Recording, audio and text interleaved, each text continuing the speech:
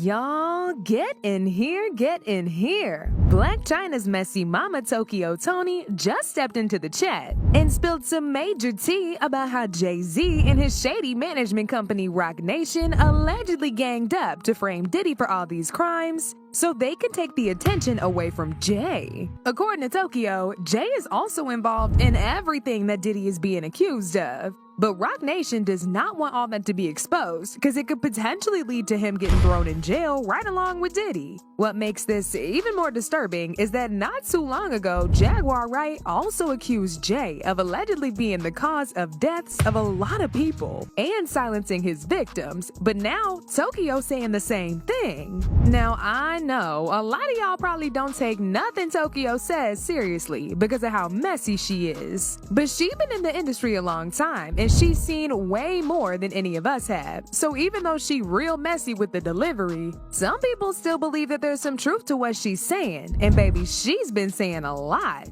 If y'all remember, Tokyo Toni came under a lot of heat last December when she made some serious allegations about Beyonce using her daughter Blu Ivy to lead other Black kids astray. She called Beyonce a devil and said she's only using Blu as a prop to make herself some money and destroy Black kids. Try again. Girl, please. Get out of here. Scripted, made up pieces and portions.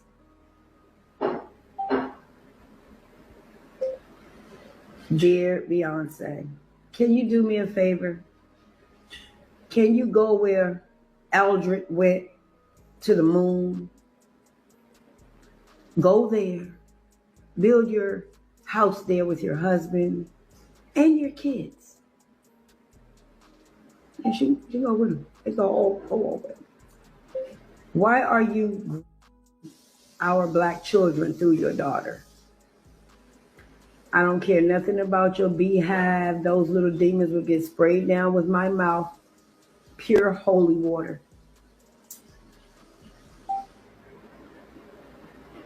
How do you feel knowing you are the person who you are today?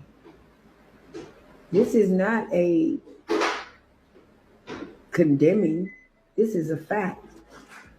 You are like an artificial plant, literally and figuratively. At the time, people dragged Tonio to filth for this and told her to keep Blu's name out of her mouth. But if y'all know Tokyo, she don't care for what anybody has to say. Just weeks after all this mess, she appeared in an interview with Real Life Productions and doubled down on what she said. This time, she didn't just accuse Beyonce of allegedly being a demon, but she also dragged Jay-Z into it and said that Jay-Z and Beyonce's ending was gonna come sooner than we think. She said Jay and Beyonce think they're above accountability, but there's only so much damage they can do before they get exposed for who they truly are.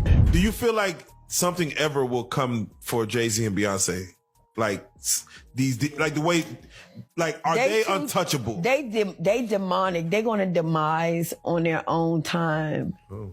They're gonna demise. See, you can only play with God but so much. You can only play with so much before something happen.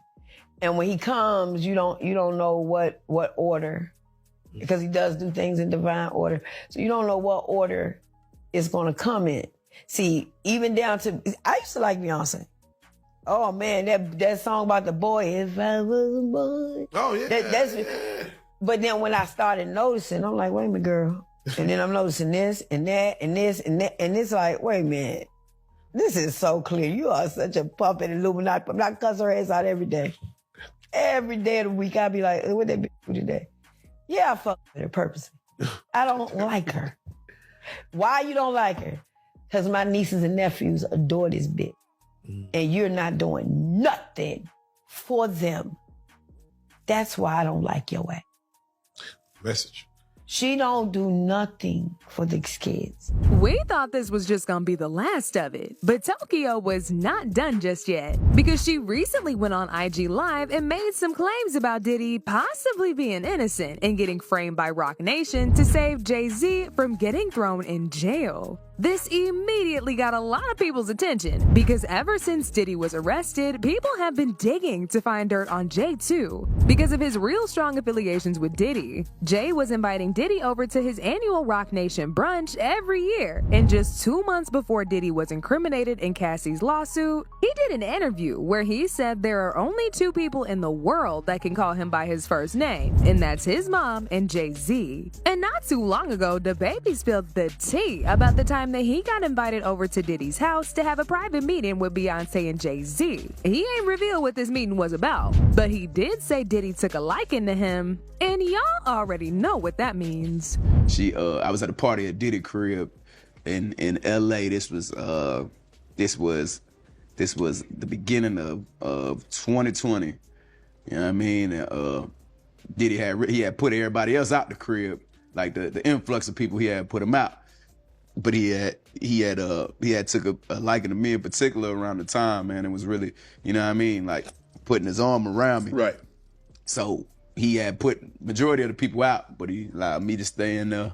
Me and, you know, maybe about 15 others, you know. Right. Jay-Z and Beyonce being, you know, 2 of the other 15 people in the room. So that'll just put into perspective of the type of company I was in right at the moment, you know. And she came over and introduced herself to me like as if she had to. Right. Beyonce, cut it out. But I'm a big fan of your work, you know what I'm saying? Whoop de whoop, and that was just dope. That was dope as hell to me, man. That was dope. That was super dope. Not only that, but like I said before, people have been digging into Jay since Diddy got arrested, and they actually managed to dig up some dirt on him. For starters, when folks found out that Jay-Z was allegedly in a romantic relationship with Foxy Brown when she was just 15 and he was pushing 30. Word on the street is he manipulated Foxy into this relationship with the promise of elevating her career. But as soon as he got enough of her, he allegedly paid her off and blackballed her. There were even rumors going around at the time that he had allegedly made her terminate the baby she was carrying. That ain't the only one that Jay had when she was underage.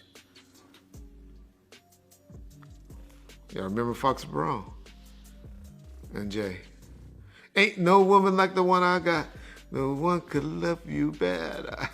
When Jay's ex-best friend, Dame Dash, was later asked if the rumors about Jay having a romantic relationship with Foxy at 15 was true, he didn't deny it. But he got upset that they were asking him that question instead of asking Jay himself. At what age was Foxy Brown signed? I wasn't paying attention to Foxy Brown. But that's... I didn't sign Foxy Brown. I know Stop you did. putting I'm me just in that. asking a You keep asking question. because I'm on the block. I'm responsible for everybody. You the boss. Yo, don't beat around the bush. Say what you want I'm to say. just What do you mean by that question? I was just asking. What are you insinuating? I'm when not you ask me insinuating. about I just Foxy asked the Brown? question. I I thought Foxy was like 16. That's all I'm saying.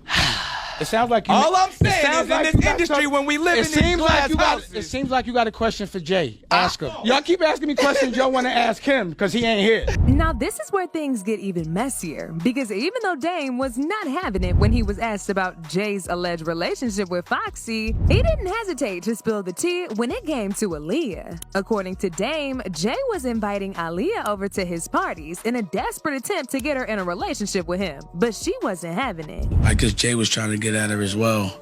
And I didn't know. He was sending flowers and he was courting her. Because the rumor originally was that you were connected to Jay. Exactly. Jay and I were hanging out a lot. He's my homie. We have a lot of fun together, but we never dated like that. Oh, but Dame wasn't done just yet. He revealed that Jay's shady behavior and thirst for associating with weirdos is what made him stop being friends with him. He said he made the decision to cut Jay off from his life when he realized Jay was willing to do anything for power, even if that meant sacrificing the careers of naive girls and associating with predators in the industry. Jay was the loudest R. Kelly supporter, even after he was exposed for dating and marrying Aaliyah when she was just 15. Jay even went as far as shamelessly releasing a a joint album with Kelly to make everybody know he was on that man's side. In fact, after Aaliyah's fatal plane crash, it was rumored that her death was a sacrifice that some of the industry elites, aka Jay, Diddy, and of course R. Kelly, had allegedly orchestrated to end her life. This was seemingly confirmed when it was revealed that she wasn't supposed to be on the plane that day. She was given a sedative without her consent, and once she went unconscious, they put her inside. Sean Carter is responsible for enacting Hype Williams to put Aaliyah on a faulty plane to move her out the way as punishment for rejecting him, and so he could level up Beyonce, who was struggling. Let's just say allegedly that happened. Now I want you to think about 106th and Park with Mary J. Blige. Free, who is a victim of Sean Carter. Yeah. Mary J. Blige, who is a victim of Sean Combs, are sitting there talking about the death of Aaliyah amongst each other. Think about that. You got a Diddy victim, you got a Jay-Z victim, and you got a superstar gone. They know what happened. And yet, they had to sit there and have that conversation like they didn't know who did it. Think of the power of that moment. Now, even though folks believe Beyonce ain't innocent in all this, they've also been speculating that she might have been by Jay too. You see, after Jay had successfully destroyed Foxy's career and allegedly helped in unaliving Aaliyah, he needed another naive underage girl to deceive, so he set his eyes on Beyonce, who was just around 18 at the time. In a since-deleted interview he had back in 2007, he admitted to meeting Beyonce at 16, but waiting till she was 18 to make a move. The interview has been wiped from the internet by his management company Roc Nation, but of course people saw it beforehand and started dragging him to filth. Now, I can't post the interview here because of copyright reasons, but it don't take much to find it if you want to Google. People also called out the fact that Beyonce barely had any real-life experiences with men before she met Jay, and he completely took advantage of that and made her his little side puppet. Yeah, Beyonce's on. She been on them for a long time, and you keep her that way. Once again, this is very similar to what Diddy did to Cassie. She accused Diddy of filling her up with substances and alcohol, including ketamine and ecstasy, causing her to fall into dangerous addictions that controlled her life. Baby, and do y'all remember when Jaguar said Diddy's downfall was eventually also gonna lead to Jay's downfall? I think the KPD trial has the potential to force Sean Combs to finally be honest about some things that he hasn't been honest about, which could create great leverage for knocking that big lip camel face back into the oblivion in the depths of hell where he came from. Well, Jaguar ain't the only one who thinks like this, because during Tokyo Toni's recent IG Live, she boldly demanded for them to free Diddy, and said the only reason he's in jail right now is because they want to use him as a scapegoat, so other people, aka Jay-Z, can get in the way. She also claimed that the women who attended Diddy's parties knew good and well what was gonna go down over there, but they still went, and now they crying on the internet filing lawsuits like they're victims. Free Puffy. Free Puffy. We know what's happening. The real ones. Yeah. Free Puffy. Get him on out of there. Why is everybody mad at Puffy? Every celebrity in the world, in the United States, point a finger to a man that they know Ben did this 5, 10, 15 years ago. What a setup. And they, for some reason, they still can't snatch it. Good. Any girl that got art, you shouldn't have been there. Oh well. Shouldn't have been there. Shouldn't have been there. Puffy. Puffy, man. So nobody saw you leaning. You ain't voluntarily walked. They just grabbed you and snatched you and threw you in the back. Same with R. Kelly. Chill, one thing about Tokyo, she gonna say some of the most diabolical stuff you ever heard in your life, and then act like nothing happened. Some people actually agreed with her, but others were not here for the shenanigans, and they called her out for justifying SA. One person said, "You go to a party called a freak-off, see substances, baby oil, and naked people, and still stay and expect nothing to happen? Did I miss anything? Thank you, Tokyo. Everyone and they mama wanted to go to a Diddy party. LOL. Should have stayed home. This mentality is dangerous. Lock her up with him." Another person said, "She probably want to be the one at the parties helping Diddy, and she looks like the type too. Are y'all surprised?" But now I want to know your thoughts. What do y'all think about Tokyo exposing the industry's plan to use Diddy as a scapegoat? And do y'all believe Jay and Roc Nation really